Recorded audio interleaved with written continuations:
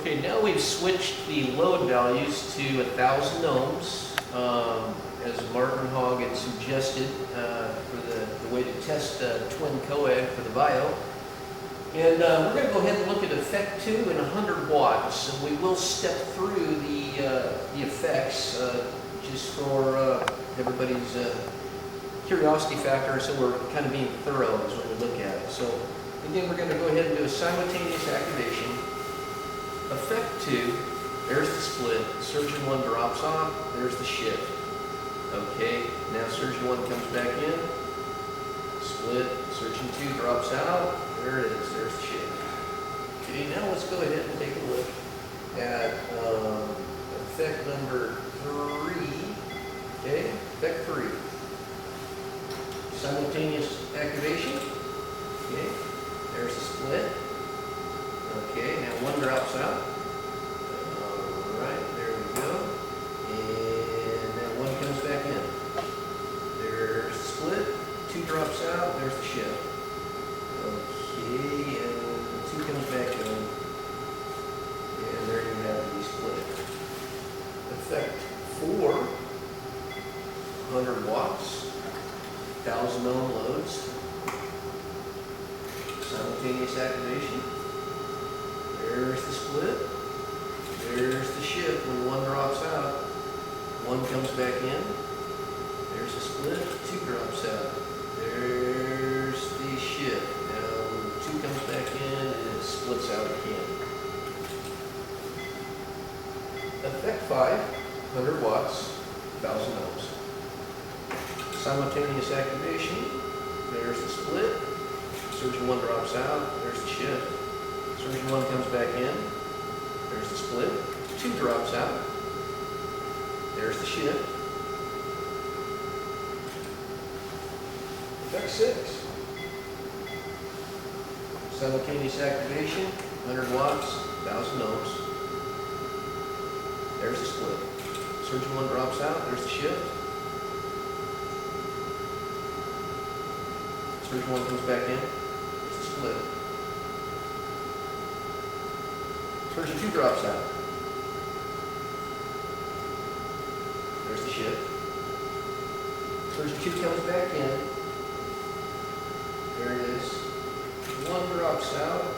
And look at that. We've actually now gone over the dialed-in value, the ceiling of 100 watts. We're delivering 102 watts, 0.4. Okay, that's interesting. Something to note. Effect 7. Okay, here we go. Simultaneous activation. 100 watts, 1,000 ohms. There's the split. 1 drops out. Again, we've crossed over the ceiling. 100 watts is dialed in. 103.4 being delivered. 102.4. Surgeon 1 comes back in. There's a split. Surgeon 2 drops out. Okay. Surgeon 2 comes back in. There's a split. And effect 8, the last effect, though it's not really used, I'm going to go ahead and just look at it. It gives everybody a little more information to process. Okay, 100 watts, effect 8. Load values, 1,000 ohms, simultaneous activation. There you have it. There's a split. 1 drops out. 103.4, which is over the ceiling limit of 100. 1 drops back in. 2 drops out. 2 comes back in. There you go. Now I'd like to go ahead and just do 2 effects at 1,100 ohms. Just to give Martin something else to look at there. Okay, so Martin 100 watts, effect 8. 1,100 ohms each side. I'm trying to give you a little something outside of your range or your spec to look at as well. Now we're going to go ahead and do a simultaneous activation. 100 watts, effect 8, 1,100 ohms.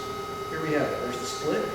I want you to notice that through this whole process, the whole entire process, we've never been more than 10% out on the split, no matter what the load value is. From 200 ohms all the way up to 1,100 ohms. It's illustrated right here. And what I propose is that the resistance values in the parallel legs of the circuit do not have the same effect as they do in a series circuit. Surgeon 1 dropping out. Here you have it, 101. We exceeded the ceiling of 100. Surgeon 1 coming back in. Okay, here you have it. There's the split, 1100. 2 drops out. 2 comes back in. And there you have it. A little bit of data to look at to compare the load values in the parallel legs of a combination series parallel circuit. To compare those values and see that they have much more of a minimal effect on the overall power delivered as opposed to in a series circuit, a standard series circuit. The effects are much different. And we've also illustrated today that the effects of the ERBE are much different let me rephrase that. The effects of the ERBE are not too terribly impacted by the different load values as we've illustrated here.